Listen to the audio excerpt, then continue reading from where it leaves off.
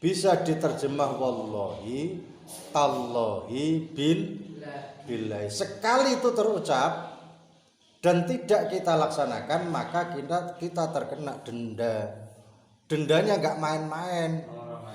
Harus memberikan makan fakir miskin. Kalau itu nggak mampu, kita harus membayar dengan puasa. Lah wong poso Ramadane teler kok apene nyauri poso sing model ngono-ngono iku, gitu. Makanya jangan dibuat main.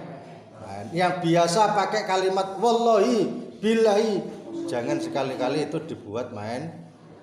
Karena ucapan yang mengandung kalimat Allah itu berisiko besar. Nah, ini kita ambil pelajaran bahwa dengan adanya puasa nazar kita harus lebih berhati-hati, apalagi setelah bulan Syawal, kemudian bulan Dzulqa'dah, dan sekarang ini bulan Dzulhijjah. Ying, bulan apa sekarang? Bulan itu puasa negara itu Rati Rungono. Saya ulangi. Kita ini sudah lewat di bulan Syawal, kemudian bulan Dzulqa'dah, dan sekarang masuk pada bulan Dzulhijjah. Ini harus lebih berhati-hati. Setiap apa yang kita ucapkan ini hendaknya kita kontrol betul. Jangan sampai ucapan kita membawa kalimat-kalimat lafzul jalalah, kalimat sumpah Allah, billahi, tallahi, wallahi. Ini sangat berisiko sekali. Yang kedua, yang dapat kita ambil hikmah dari materi puasa nazar itu apa? Jadilah kita ini figur seseorang yang punya tanggung jawab besar, baik dari sisi ucapan maupun dari sisi sikap perilaku. Jadi ucapan yang keluar dari kita harus mampu kita pertanggungjawabkan, sementara sikap yang keluar dari pribadi kita ini juga harus siap dipertanggungjawabkan. Walaupun saat ini marak-maraknya anak yang pakai teori lempar batu sembunyi tangan. Koncone sing didarani dhek sing nglakoni. Akeh ora bocah sing model ngene iku. Masyaallah. Mombruk umpama diadali kol tepak ya sak kol tepak. Teman yang berbuat, dia yang berbuat, tapi temannya yang jadi sasaran. Ini tolonglah betul-betul dihati-hati, jangan sampai itu terjadi. Kasihan, ya. Kasihan temannya yang nggak tahu apa-apa tiba-tiba kena masalah. Bagaimana bentuk kasihan kita? Ya kita kembalikan kepada diri kita. Seandainya itu terjadi pada diri saya, lalu bagaimana nasib saya? Harus bisa berpikir seperti itu. Paham Han?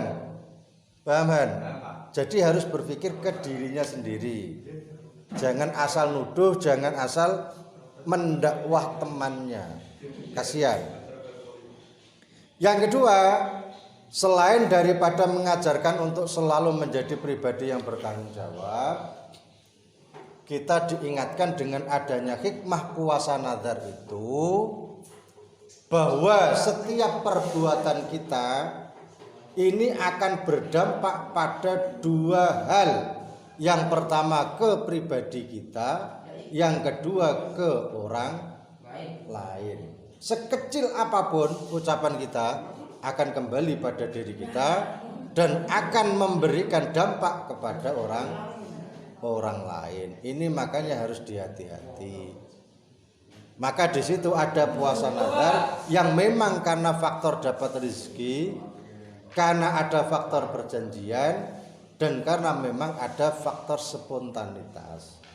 Satu contoh kan begini, misalnya Bayu itu bilang sama teman-temannya, Han, apa yo?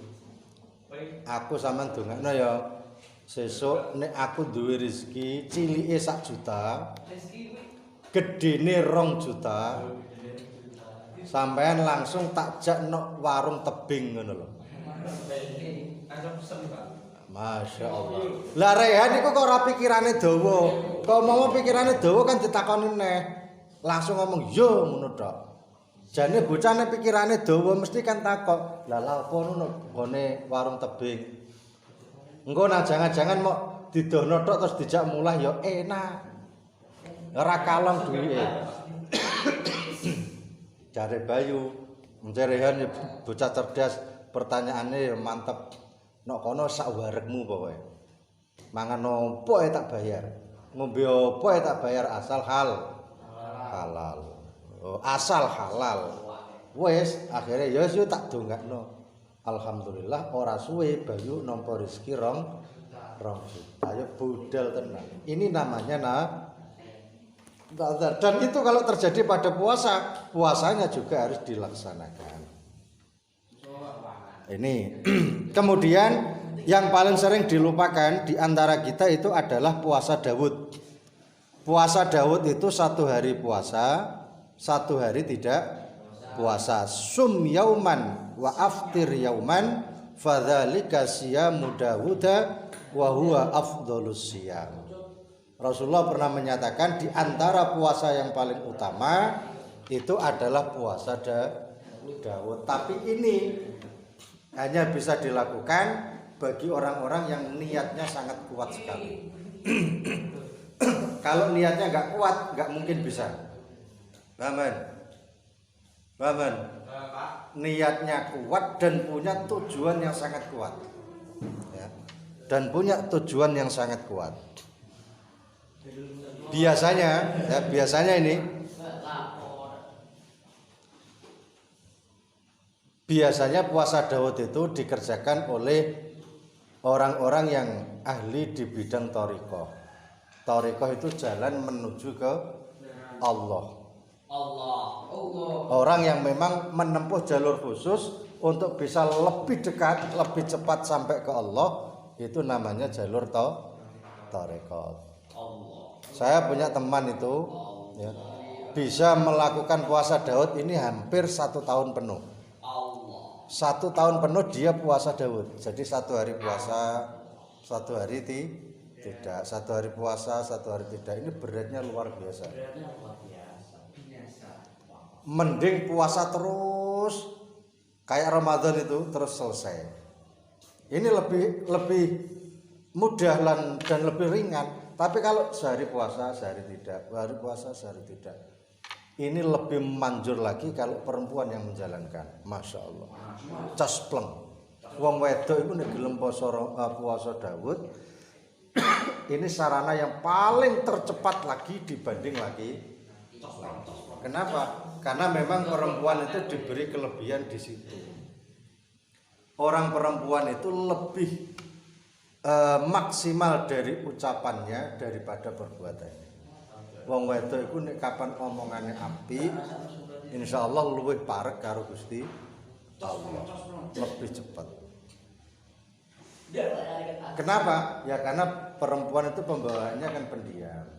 Sekali omong biasanya Masya Allah. Oke. Ini puasa Daud. Jadi ada perintah dari Rasulullah, ketika kita menginginkan sesuatu biar lebih diijabah oleh Allah, ada beberapa sarana untuk kita jalankan. Ini artinya apa? Artinya Allah itu kan tujuan kita. Kemudian kita menuju ke Allah itu berbagai jalan. Sama persis dengan Yusuf, misalnya mau ke Babat. Jalan yang dituju oleh Yusuf ini dari arah mana? Ya terserah Yusuf. Mau lebih cepat, apa lambat, apa sedengan. Loh begitu. Kalau mau yang cepat, ya lewat jalur HP. Artinya apa? Apa yang dibutuhkan di Babat itu cukup kita pantau melalui HP. Cepet tuh, rasa butuh jam-jaman, sekali tombol langsung nyampe. Kan begitu. Ini jalur yang paling cepat. Kalau sedengan ya lewat kalen situ. Ya. Yang nggak sedengan agak lebih cepat, ya lewat kalen tapi nggawa kendaraan yang cepat. Ya senajan lewat kalen tapi nek kendaraannya ora cepet, ya tetap suwe. Menuju ke Allah seperti itu. Jalannya kita sudah cepat, shiratal mustaqim, tapi kendaraan yang kita lalui, ibadah yang kita pakai, ini ibadah keseharian ya rada suwe, tapi ibadah itu lewat poso Daud. Loh, lewat melekan bengi, lewat poso Senin Kamis cepet untuk sampai pada Allah. Seperti itu jalurnya orang yang menuju Allah. Berbagai jalan dilalui, cuman tujuannya tetap satu, yaitu Allah. Kalau kita sudah ada di jalan Shiratal Mustaqim, maka kita tinggal mencari kendaraan yang lebih cepat lagi menuju Allah. Itu apa? Bisa lewat puasa, bisa lewat zikir, bisa lewat amalan-amalan sunnah seperti rawatib, qobliyah, ba'diyah, atau bisa lewat jalur Al-Quran ke alternatif. Ya, lewat jalur Al-Quran. Al-Quran itu masya Allah jalur yang super hebat. Ya, super hebat itu jalur Al-Quran. Bagaimana tidak kita membaca sudah pahala. Ya, kemudian membawanya saja sudah pahala, mempelajarinya juga pahala. Semuanya yang keluar dari Quran itu menimbulkan dan berdampak pahala. Maka jalur yang paling cepat dan efektif itu adalah Al-Quran. Yang mudah-mudahan materi kita hari ini bisa kita ambil pelajaran. Saya ulang, ada puasa wajib, ada puasa sunnah. Puasa wajib jelas puasa Ramadan. Selain puasa Ramadan masih ada lagi satu puasa nazar, kemudian yang kedua puasa qadha. Yang kedua ada amaliyah puasa sunnah. Satu diantaranya ada puasa bulan Syawal 6 hari setelah Idul Fitri. Jadi Idul Fitri cuma sehari, kemudian tanggal yang kedua ini sudah masuk puasa Syawal. Termasuk orang baca takbiran juga begitu.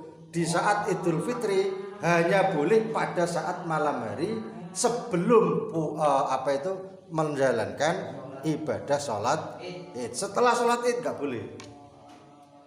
Beda dengan Idul Adha. Kalau Idul Adha itu lebarannya sampai 3 hari. Ada tanggal 11, 12, 13. Sampai hari ini terakhir. Hari ini terakhir. Makanya kalau sampai nanti sholat, habis sholat harus disempatkan baca takbir 3 kali. Takbirnya ya yang sempurna, ya. Pakai takbir yang sempurna seperti takbiran biasa itu. Jangan asal takbir tok.